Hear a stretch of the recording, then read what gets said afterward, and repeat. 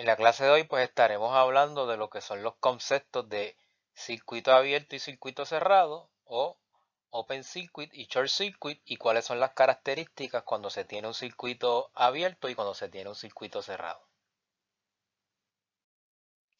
En esta sección del curso pues estaremos cubriendo, ¿verdad?, los términos de lo que es un circuito abierto o open circuit y lo que es un cortocircuito o un short circuit.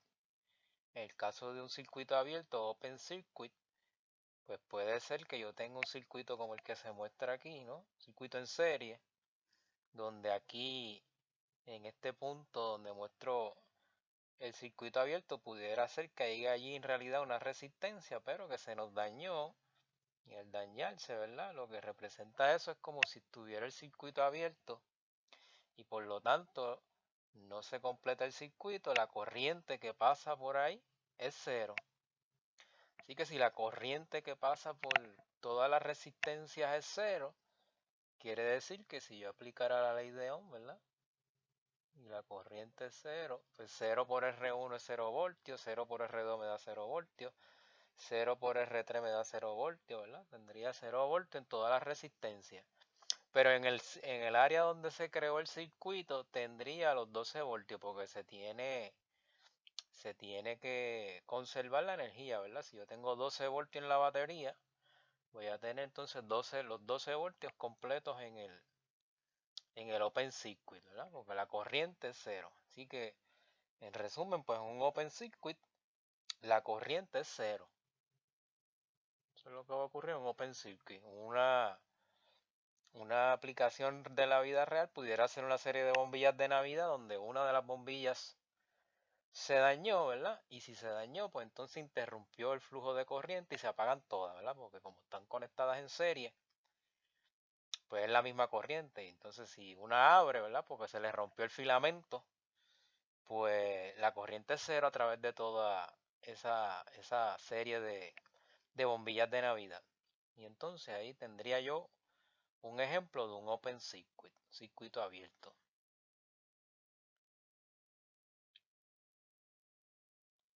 Y que ya hablamos de que en el open circuit, pues la corriente es cero y el voltaje se va completo, ¿verdad?, de la fuente se manifiesta ahí en el open circuit. Y entonces el otro tipo de condición, que es el que más hemos escuchado, es el de cortocircuito o un short circuit. Entonces cuando en un circuito ocurre un cortocircuito, lo que decimos es que en ese punto el voltaje se va a cero. Y el voltaje es cero en ese punto donde ocurrió el cortocircuito. O sea que en el caso del open circuit, la corriente es cero, pero en el caso de short circuit, el voltaje es el que es cero. Y para ilustrarlo mejor este concepto de short circuit, que es un concepto que lo escuchamos constantemente, ¿verdad? Tengo este circuito, para el siguiente circuito nos piden que calcule la R total y la I total, antes y después de ocurrir un cortocircuito en la resistencia R3. En esta resistencia le vamos a hacer un cortocircuito. Así que como es antes y después de que ocurra un cortocircuito, y en el caso de nosotros como simulamos un cortocircuito, pues sería colocando un cablecito que en el laboratorio le llamamos un jumper, cruzando esa resistencia R3.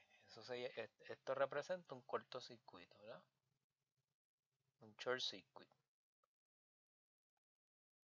Así que yo quiero saber cuánto es la I total y la R total antes y después que yo le coloco ese cablecito o jumper cruzando la resistencia R3, que es lo que me piden aquí. Así que antes de que ocurra el short circuit, pues tendría R1, R2, R3 y R4 en serie, ¿verdad? Tendría como mi R total la suma de esas cuatro resistencias. 10 más 12 más 8 más 5 nos da 35 ohmios de R total. Por lo tanto, la I total sería el voltaje por ley de Ohm entre la R total, 50 entre 35 nos da 1.43 amperes. Así que tendría, sin que ocurriera el cortocircuito, 1.43 amperes. ¿Y ahora qué pasa cuando entonces yo Voy a recalcular esas dos cantidades, pero le añadí este short circuit aquí, que es un jumper cruzando la R3. Pues el efecto neto que tiene eso es que entonces es como si esta resistencia no estuviera aquí. Y entonces la corriente va a viajar en vez a través de la R3 por el cablecito este, ¿verdad? No va a pasar por la R3. Se dice que el voltaje en ese punto es cero. Eso es lo que hace un short circuit. Hace que el voltaje en esa resistencia sea 0 voltios y para efectos prácticos es como si no estuviera ahí. Y entonces la corriente toma un rumbo, ¿verdad? Que no es pasando por R3, sino es pasando por el cablecito, que le hace menos resistencia. Así que tomando en cuenta eso, pues nosotros ahora recalculamos. Después del cortocircuito tenemos R1, R2, R3 y R4, pero dijimos que si le hacemos el cortocircuito a R3 como si no estuviera ahí y el voltaje a través de ella es 0 voltios. 0 voltios. Así que en realidad la R total se reduce a R1 más R2 más R4. R3 no la incluye porque no estaría ahí por el corto.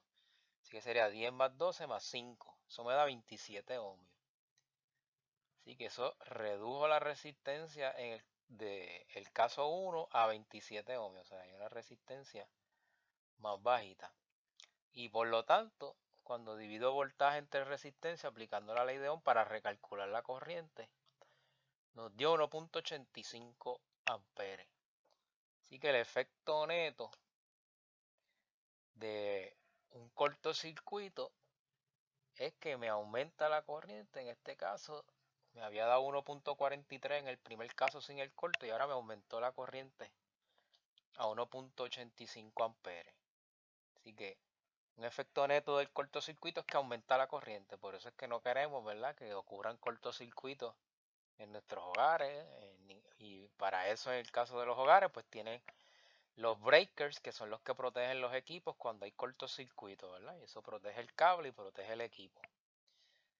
Y en caso de las líneas de la Autoridad de Energía Eléctrica, que cuando pasa un huracán, pues las líneas o se cruzan o se caen y tocan tierra, pues eso causa un cortocircuito que el sistema de la autoridad protege cuando desconecta esa sección del circuito, ¿verdad? Protegiendo los equipos y protegiendo la vida humana. Así que con esto terminamos esta sección sobre los conceptos de Open Circuit y Short Circuit.